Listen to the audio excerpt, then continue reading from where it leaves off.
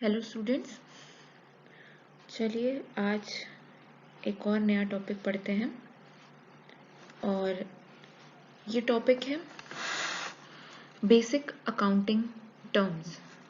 Account से ही related है। Basic accounting terms, चलिए स्टार्ट करते हैं। सो there are basic accounting terms which are daily used in business world. These are called accounting terminology. So basically जब हम accounts की बात करते हैं, बिजनेस की बात करते हैं, तो इस बिजनेस वर्ल्ड में हर दिन कुछ नए नए वर्ड्स यूज किए जाते हैं। जब आप बैलेंस शीट बनाएंगे या आगे अभी हम जर्नल एंट्रीज पढ़ेंगे, बुक ऑफ अकाउंट्स पढ़ेंगे, तो उनमें ये वर्ड्स आएंगे। सो इनके बारे में जानना बहुत जरूरी है। तो हम एक एक करके कुछ अकाउंटिंग के जो टर्मिनोलॉजीज हैं वो जानते हैं। सो सबसे पहले है डेटर्स। डेटर्स क्या होते हैं? These represent those persons or firms to whom goods have been sold or services rendered on credit and payment has not been received from them. So debtors क्या होते हैं? वो पर्सन या फर्म, देखिए जब भी आप इसको स्टार्ट करने से पहले मैं एक बात बता देती हूँ कि जब भी आप डेटर्स, क्रेडिटर्स या टर्मिनोलॉजीज को आप पढ़ेंगे तो आप अपने आप को एक फर्म या एक बिजनेस मान के चलेंगे। उसके बाद आप सोचेंगे कि आपने सेल किया, आपने परचेज किया, तब हम उसको डेटर्स क्रेडिटर्स आगे पढ़ेंगे। ठीक है, चलिए अभी आपको समझ में आएगा जो मैं बता रही हूँ। तो ऐसे पर्सन या फर्म, अब आप मान लीजिए कि आप यहाँ पर बिजनेस है, फर्म है, ठीक है। अब आप जो फर्म है, अब आप किसी और को गुड्स सोल्ड कर रहे हैं, सॉरी सेल कर रहे हैं, गुड्स सेल कर रहे हैं, ठीक है। किसी और फर्म को, किसी और पर्सन को आप गुड्स या सर्विसेज सेल कर रहे हैं, ठीक। किस पर? On credit basis. क्रेडिट मतलब क्या होता है कि अभी आपने जैसे मान लीजिए कि एक फर्नीचर है, ठीक है, आपका फर्नीचर का बिजनेस है। अब आपने किसी पर्सन को या फर्म को वो फर्नीचर बेच दिया, ठीक।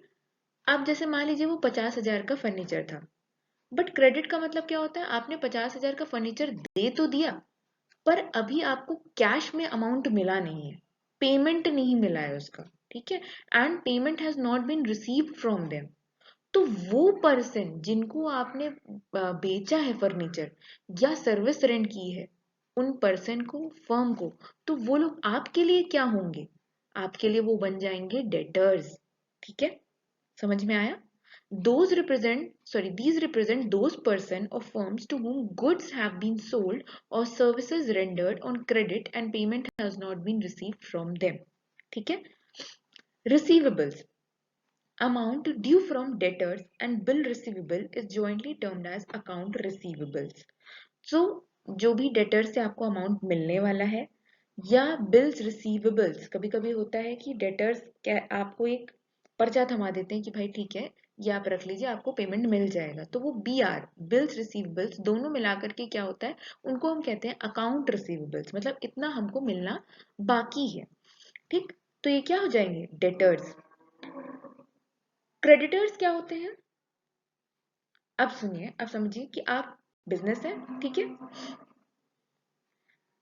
These represent those person or firms from whom goods have been purchased or services procured on credit and payment has not been made to them, ठीक। सो हम क्या कर रहे हैं कि अब देखिए, अब आप कहीं और से कुछ परचेज कर रहे हैं अपने बिजनेस में, ठीक है। आप किसी पर्सन से या आप किसी फर्म से कुछ भी परचेज कर रहे हैं। जैसे मान लीजिए आप अपनी मशीनरी खरीद रहे हैं अपने बिजनेस के लिए, बट अभी तक आपने उसका पेमेंट उनको दिया नहीं है, तो वो आपके लिए क्या बन जाएंगे? वो लोग जिनसे आपने परचेज किया है वो आपके लिए बन जाएंगे क्रेडिटर्स, ठीक है। सो जिनसे आपको पैसा मिलना है वो आपके डेटर्स हो गए, जिनको आपको पैसा देना है वो क्रेडिटर्स हो गए, ठीक है। Payables, amount due to creditors and bills payable, same है जैसे यहाँ पे बिल रिसीवेबल्स है, भाई हमने बिल्स पेबल दे दिया आपको, देखिए एक पर्चे पे लिख के दे दिया कि हाँ भैया आपको पैसा देना बाकी है, वो BP हो गया। Are jointly termed as account payables, ठीक। तो आपको ध्यान रखना है ये जो डेटर्स होते हैं, अब देखिए ये डेटर्स हैं, डेटर्स क्या है, जिनसे हमको पैसा मिलना है, और क्रेडिटर्स क्या है, जिनको हमें पैसा देना है। ठीक, डेटर्स क्रेडिटर्स, आई होप आपको समझ में आ गया होगा। चलिए कुछ और अकाउंटिंग टर्मिनोलॉजीज की तरफ चलते हैं। एसेट्स, एसेट्स क्या होते हैं? Anything which is in possession और is the property of business enterprise including amount due from other is called assets. So basically क्या है एसेट्स? एसेट्स वो हैं जो, जैसे अब हम बिजनेस की बात कर रहे हैं, अपने बिजनेस की बात कर रहे हैं, तो जो भी हमारे पोजेशन में है, ठीक है, जैसे मान लीजिए हमने मशीनरी खरीदी, ठीक है, तो वो मेरा क्या है, मेरी ही पोजीशन में, वो किसी और को मैं नहीं बांटना है जा करके, वो क्या है, एसेट है। अब बताइए कि डेटर्स जो थे उनसे आपको पैसा मिलना है ना, पैसा मिलना है, रिसीव होना है, वो आपका क्या है, एसेट है, ठीक है ना, वो पैसा हमारे पोजीशन में आ जाएगा, कैश जो होगा वो हमारे पोजीशन में आएगा, तो डेटर्स क्या होंगे, एसेट्स होंगे, ठीक है। तो anything which is in possession और is the property of business, जो कि हमारी प्रॉपर्टी है, बिजनेस की प्रॉपर्टी, वो किस में आती है, एसेट्स में आती है।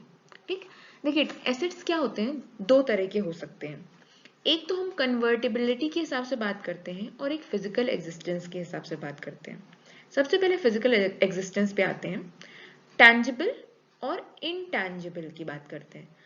टैंजिबल का मतलब होता है जिसको आप टच कर सकते हैं, जिनको आप फील कर सकते हैं, ठीक है, जैसे कि ऑफिस सप्लाईज, स्टेशनरी का सामान है, फर्नीचर है, बिल्डिंग है, इसको आप देख सकते हैं, टच कर सकते हैं, ये टैंजिबल होते हैं एसेट्स। ठीक है, कुछ होते हैं इनटैंजिबल, जैसे कि पेटेंट्स, कॉपीराइट्स, भाई इसको हम नहीं देख सकते, है ना, मतलब ये तो आपके पास एक सर्टिफिकेट आएगा पेटेंट का, कॉपीराइट का, गुडविल, ये सब क्या है, इनटैंजिबल है, ठीक है, इनको हम लोग टच नहीं कर सकते हैं।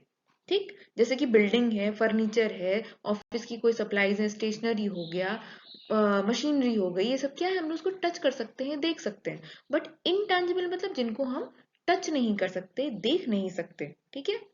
पेटेंट्स, कॉपीराइट्स, गुडविल, ये सब क्या होती हैं, इनटैंजिबल एसेट्स हैं। अब देखिए कन्वर्टेबिलिटी के हिसाब से बात करें तो भाई करंट एसेट होते हैं और नॉन करंट एसेट्स होते हैं। नॉन करंट एसेट्स को हम फिक्स एसेट्स भी बोलते हैं। सबसे पहले देखिए करंट एसेट्स क्या होता है।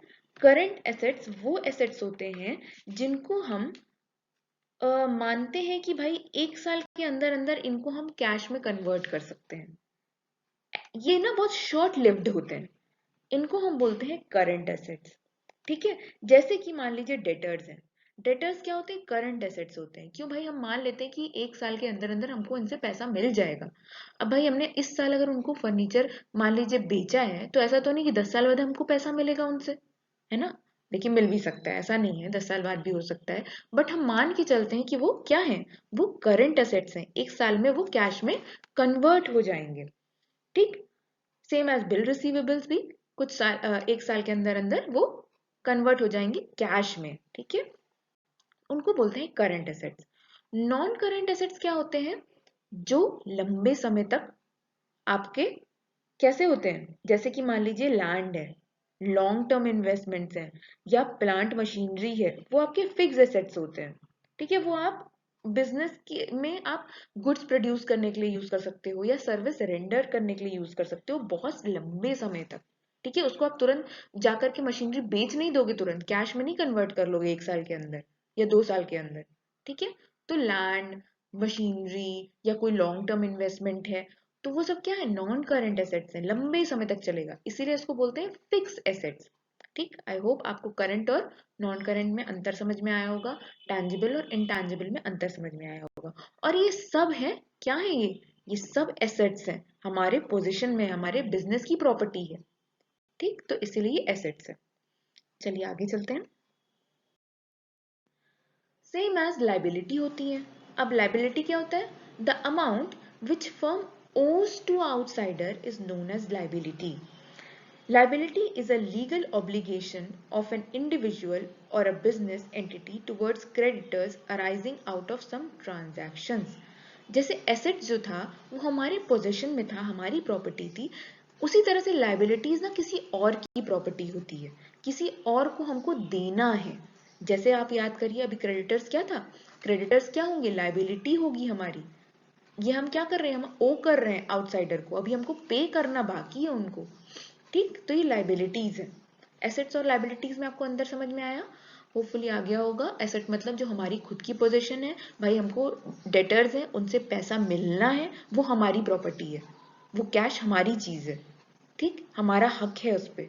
सेम एज लाइबिलिटी क्या होती है, हमको किसी को पैसा देना है, भाई वो उसकी उसकी प्रॉपर्टी है, उसको देना है हमें। तो क्रेडिटर्स क्या हो जाएंगे, लाइबिलिटीज हो जाएंगे। ये लीगल ऑब्लिगेशन है, हम अपना पैसा, उनका पैसा मार के रख नहीं सकते। ठीक, टाइप्स ऑफ लाइबिलिटीज। सबसे पहली है current liabilities. Current liabilities are those liabilities which are normally due and payable within 1 year. So current liabilities क्या होती है, जिनको हम एक साल के अंदर अंदर या एक साल में हम मानते हैं कि हम इनको पे कर देंगे, तो वो क्या होती है, करंट लाइबिलिटीज। ठीक है, जैसे कि शेयर होल्डर्स हैं, उनके डिविडेंड्स हैं, प्रेफरेंस शेयर्स हैं, उनके डिविडेंड्स हैं, तो हम हर साल उसको पे करते रहते हैं, है ना। तो ये क्या होती है, करंट लाइबिलिटीज होते हैं। लॉन्ग टर्म लाइबिलिटीज क्या होती हैं, long term liabilities are those liabilities which don't due immediately but become due after a year or more.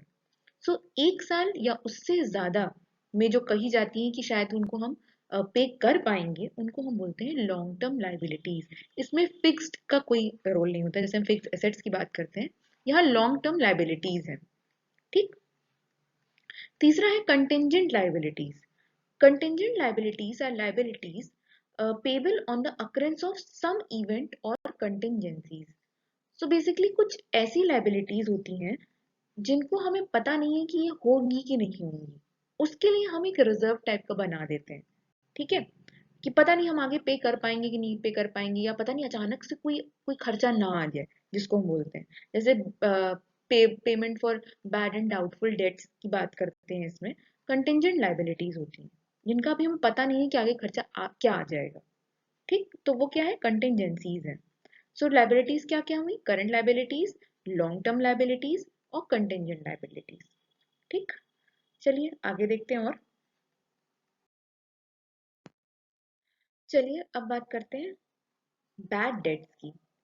Bad debts क्या होते हैं, amount that has become irrecoverable from debtors, it is a business loss. अब क्या होता है, debtors क्या होते हैं आपको याद है ना, जिनसे हमको पैसा मिलना था। ठीक है, डेटर्स क्या है, जिनको हमने अपना सामान बेचा था और उनसे पैसा अभी हमें मिला नहीं, है ना। अब वो मिलने की उम्मीद भी नहीं है भाई, एक साल बीत गए, 2 साल बीत गए, 3 साल बीत गए, अब वो रिकवर ही नहीं हो सकता हमें। वो क्या बन गया, बैड डेट्स, खराब डेट्स हो गए। ठीक है, समझ में आया इस बात को, तो हम उसको क्या बोलेंगे, बैड डेट्स, पानी में डूब गया पैसा। तो amount that has become irrecoverable, अब वो रिकवर नहीं हो सकता, किससे, डेटर्स से। पैसा मिलना अब कि पैसे मिलने की अब कोई उम्मीद नहीं है, उनको बोलते हैं हम bad debts. It is a business loss, अब सीधी सी बात है, लॉस ही होगा वो हमारे लिए। हमने सामान बेचा अपना और हमको पैसा मिलना चाहिए था, हमें पैसा कुछ भी नहीं मिला। या मान लीजिए कुछ जैसे मान लीजिए 50,000 फर्नीचर बेचा था, मान लीजिए सिर्फ हमको 10,000 रुपए मिले वापस, तो जो 40,000 रुपए थे वो क्या हो गए, बैड डेट्स हो गए, इररिकवरेबल है, वो हमको नहीं मिलेंगे। वो हमारे लिए 40,000 रुपए का क्या हो गया, लॉस हो गया, है ना। सो बैड डेट समझ में आ गए। अब बात करते हैं इंसॉल्वेंट की। A person or an enterprise which is not in a position to pay its debt is called insolvent. So insolvent क्या होता है, जैसे मान लेते हैं एक बिजनेस है, पर्सन है या एंटरप्राइज है, जो अब पैसा देने की स्थिति में है ही नहीं, उसका बिजनेस इतना लॉस में जा चुका है कि अब उसके पास पैसा ही नहीं है कि वो डेट्स अपने पे कर सके। उसको क्या बोलेंगे, उस पर्सन को, उस बिजनेस को, उस पार्टनरशिप फर्म को इंसॉल्वेंट बोल देंगे। ठीक, अब भाई वो इतना लॉस में चला गया है, अब वो पैसे नहीं दे सकता। जैसे ये डेटर्स जो थे ना, वो इंसॉल्वेंट हो गए थे कि हमको पैसा ही नहीं मिल पाया, इसलिए वो बैड डेट्स हो गया। समझ में आया, बैड डेट्स क्या है, वो पैसा है बैड डेट्स, लेकिन जो दे नहीं पा रहा है वो बन जाएगा इंसॉल्वेंट। ठीक, चलिए लास्ट है closing stock. List of finished goods. Finished goods क्या होते हैं, जो जैसे मान लीजिए कि चलिए अभी अच्छा इसको पढ़ते हैं। List of finish goods, semi finish goods, raw material left behind and go down, goods sent to agent for sale but remain lying unsold come under the head closing stock. So basically raw materials जानते हैं हम लोग। Raw materials क्या होते हैं? जो कच्चा माल होता है, ठीक है। फर्नीचर बनाना है तो हमें वुड की जरूरत है। वुड क्या है हमारे लिए? रॉ मटेरियल है। अब उस रॉ मटेरियल से, वुड से आधा फर्नीचर बना पड़ा है, उसको हम क्या बोलेंगे? Semi finished goods. अभी उसमें कुछ पेंटिंग करना बाकी है मान लेते हैं, या उसमें भी कुछ पॉलिशिंग करना बाकी है, तो वो क्या है? Semi finished goods. अब वही उसमें पॉलिश कर ली, अब वो बिकने को तैयार है, तो वो क्या हो गया? फिनिश गुड्स हो गया। ठीक। Raw material, semi finish goods, finish goods, I hope आपको समझ में आ रहे होंगे। तो उन सब की लिस्ट जो गोडाउन में अभी स्टॉक पड़ा हुआ है, वो चाहे फिनिश गुड्स का हो, सेमी फिनिश गुड्स का हो, या रॉ मटेरियल का हो, वो क्लोजिंग स्टॉक के अंदर आता है। और एक चीज और आती है, वो क्या आती है? Goods sent to agent for sale but remain lying unsold. जैसे मान लीजिए कि आपने आपने मैन्युफैक्चरिंग की, आपने फर्नीचर बनाया, आपने किसी एक रिटेलर को, एक शॉप में बोला कि भाई ये मेरे सामान है, इसको बेच दीजिएगा, पर वो बिका नहीं है अभी तक। वो क्या है? अनसोल्ड पड़ा हुआ है। किसके पास? उसी एजेंट के पास, उस रिटेलर के पास। तो वो भी क्या आ जाएगा? वो भी क्लोजिंग स्टॉक के अंदर में आएगा। ठीक, समझ में आ गया? चलिए, तो आज के लिए इतना ही। होप आपको अच्छा लगा हो आज का सेशन। अगर अच्छा लगा हो तो प्लीज सब्सक्राइब कीजिए, लाइक कीजिए और आगे शेयर कीजिए। चलिए, थैंक यू सो मच। मिलते हैं नेक्स्ट यूट्यूब वीडियो में नए नए टॉपिक के साथ। Thank you so much.